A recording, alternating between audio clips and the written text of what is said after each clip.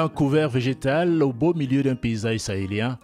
Le décor du camp de Minawao au Cameroun où vivent près de 70 000 réfugiés nigérians ayant fui les exactions de Boko Haram. Des réfugiés à l'origine de cette coulée verte qui a vu pousser des dizaines de milliers d'arbres depuis 2018. Des plants d'arbres sur lesquels veillent des dizaines de petites mains vertes comme celle de Lydia Yakoubou. Avec les autres déplacés, cette réfugiée nigériane fait grandir chaque jour cette pépinière située à la lisière du camp. Plus de 360 000 plants issus de ce projet ont permis la reforestation d'une bonne partie de cette zone aride, menacée par la désertification, une conséquence du réchauffement climatique. Quand nous sommes arrivés ici, l'espace était complètement désert. Ensuite, on nous a montré que nous pouvions planter des arbres pour embellir les lieux. On a eu des semences que nous avons plantées et nous arrosons chaque jour. On nous a dit que les plants attirent beaucoup plus l'eau et l'humidité. Et aussi, les enfants n'ont plus besoin d'aller loin pour trouver un endroit où ils peuvent s'amuser à l'ombre. Arbres fruitiers, plantes médicinales, arbres d'ombrage. Ici, 200 000 nouveaux plants sont déjà en préparation pour reboiser cette localité où il pleut 3 fois moins que dans le reste du pays. Autour du camp, ce sont 31 espaces verts qui ont été aménagés, les premiers fruits d'un vaste projet lancé par le Haut Commissariat des Nations Unies pour les réfugiés face à une catastrophe écologique annoncée. Ça, c'est un anacardier qui vient d'être planté lors de la Journée mondiale des réfugiés.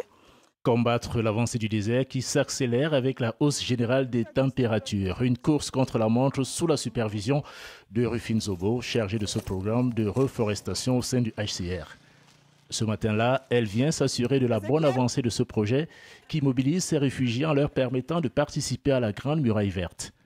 Un ambitieux et gigantesque programme de reboisement courant sur 8000 km et 11 pays d'Afrique, de Dakar à Djibouti, de l'Atlantique à l'océan Indien.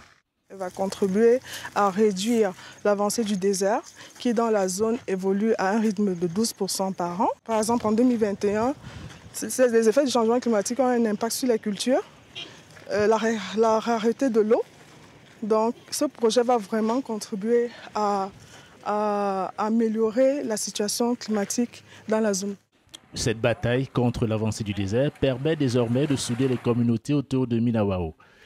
L'arrivée massive de réfugiés nigérians a longtemps été une source de conflit avec les populations locales camerounaises, mais le reboisement mené par les réfugiés a fait baisser les tensions, comme ici à Gadala, au grand bonheur du chef qui peut désormais nourrir tout le bétail du village. Au niveau de camp, comme les étrangers sont venus, sont détruits tous les arbres. Bon, quand vous êtes entré, à votre niveau, c'est devenu vert, maintenant ça a changé. Si le reboisement freine l'avancée du désert, la bataille est loin d'être gagnée. Car les réfugiés et les habitants locaux ont toujours autant besoin de combustible pour cuisiner. Et pour éviter qu'ils ne coupent de nouveau les arbres pour en faire du bois de chauffe, les ONG du camp mènent un autre combat pour démocratiser le recours aux sources d'énergie alternatives. Mettez les gants, il faut mettre les gants. Dans ce centre de production de briquettes, situé quelques dizaines de mètres plus loin, Luc Hervé a formé plus de 200 femmes réfugiées comme celle-ci à la transformation des déchets ménagers en charbon écologique.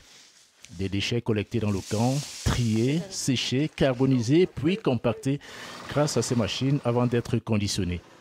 Un projet utile pour l'environnement comme pour la cohabitation pacifique des communautés.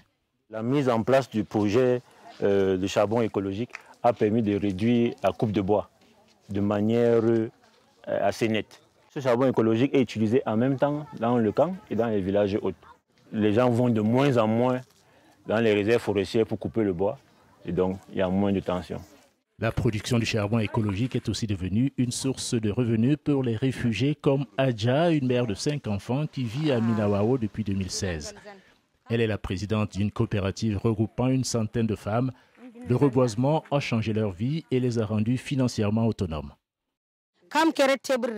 L'argent que je gagne en vendant des briquettes de charbon de bois me permet d'acheter du savon, des assaisonnements et de la viande pour ma famille.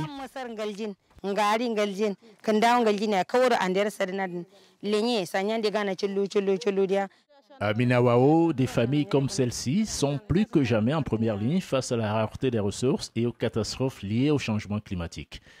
Elles mesurent chaque jour la montée des périls que le réchauffement fait peser sur leur vie.